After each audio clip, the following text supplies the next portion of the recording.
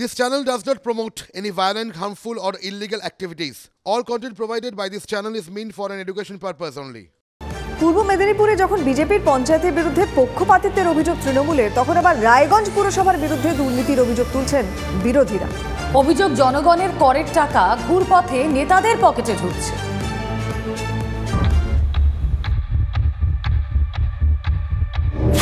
যে গাড়িতে করে শহরের জঞ্জাল আবর্জনা পরিষ্কার করার কথা, সেই গাড়ি এখন পড়ে জঞ্জালের মাঝে।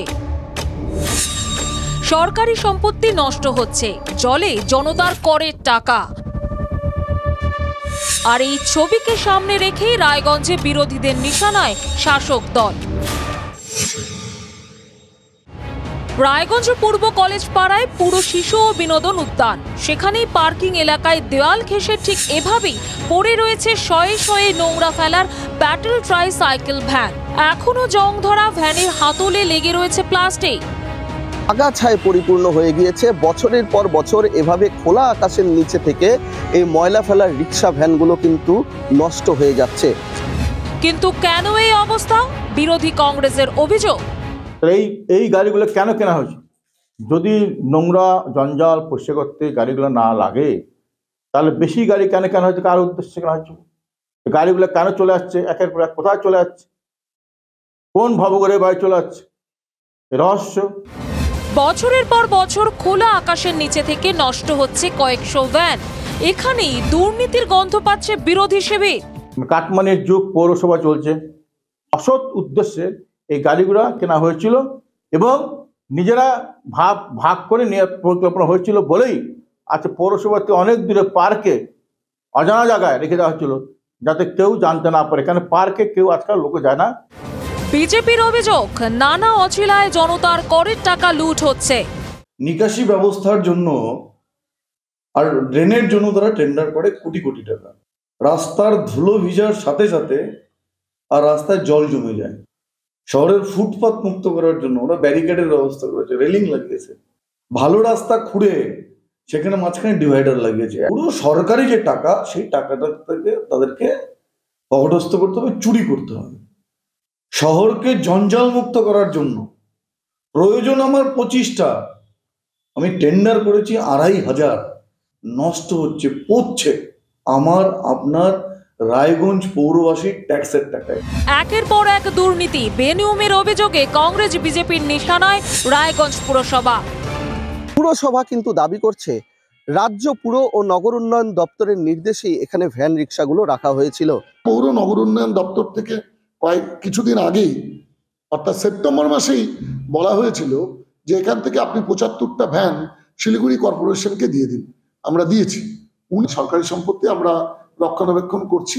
আমরা বিশেষ বিশেষ সময় যখন বৃষ্টি আসে তখন আমরা ঢেকে দিই পলিথিন দিয়ে। পলিথিনে না থাকার জন্যই ওনাদের ধ্যান ধারণা নেই বলে অবান্তর অবাস্তব কথাবার্তাগুলো তুলে ধরছেন আপনাদের সামনে। বিরোধীরা অভিযোগ করছে শাসক দল পাল্টা জবাব দিচ্ছে, আর নষ্ট হচ্ছে আম জনতার টাকা। উত্তর দিনাজপুর থেকে রূপক ঘোষ, TV9 বাংলা। ভাঙড়, বাংলার রাজনীতিতে এই এলাকার নাম বারবার উঠে এসেছে। এই যেমন সদ্য শেষ হওয়া পঞ্চায়েত ভোট, তাতে অগ্নিগর্ভ ভাঙড়কে দেখেছে রাজ্যবাসী। ভোট শেষ, কিন্তু শাসক বিরোধীর তরজার তার কোনো শেষ নেই। আর তার উদাহরণ আজই আমরা হাতে গরম দেখেছি। বিডিও অফিসে পঞ্চায়েত সমিতির স্থায়ী সমিতির বৈঠক, আর তাকে কেন্দ্র করে মুহূর্তে রণক্ষেত্র হলো এলাকা। সৌজন্যে তৃণমূল এবং ISF।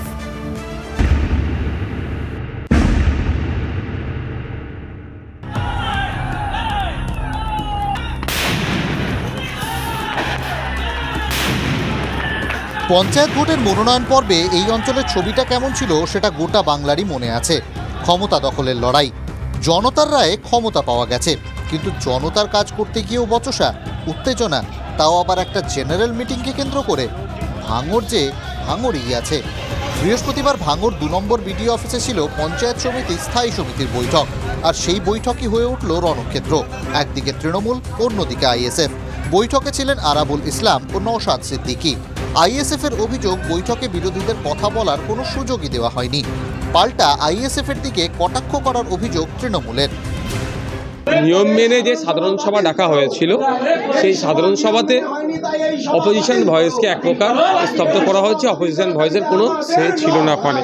আমি বিং এমএলএ, এই সমিতির আমি এই সবার একজন মেম্বার, কিন্তু আমাকেও মিনিমাম কার্ডসি অনুযায়ী যে করা হওয়া দরকার সেটাও হয়নি।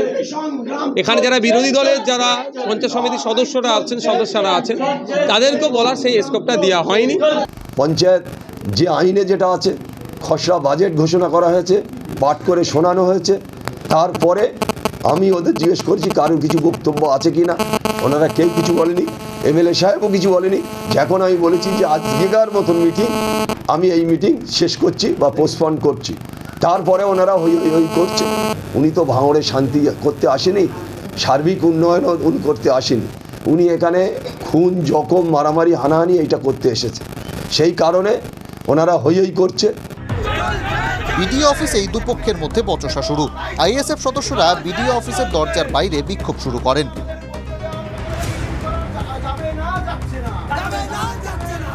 পরিস্থিতি উত্তপ্ত হতে দেখেই বিডিও অফিসে এসে পৌঁছয় কাশীপুর থানার বিশাল পুলিশ বাহিনী। বিডিও অফিস থেকে বেরিয়ে রাস্তায় নেমে বিক্ষোভ দেখাতে শুরু করেন আইএসএফ কর্মী সমর্থকরা। পুলিশের সঙ্গে কথা কাটাকাটিতেও জড়ান আইএসএফ সমর্থকরা।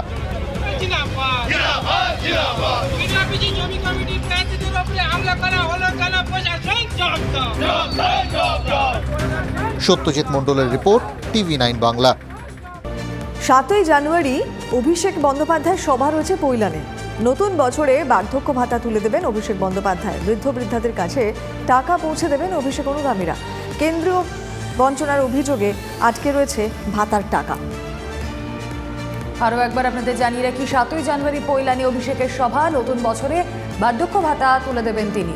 বৃদ্ধ বৃদ্ধাদের কাছে টাকা পৌঁছে দেবেন অভিষেক অনুগামীরা। কেন্দ্রীয় বঞ্চনার অভিযোগে আটকে ভাতার টাকা।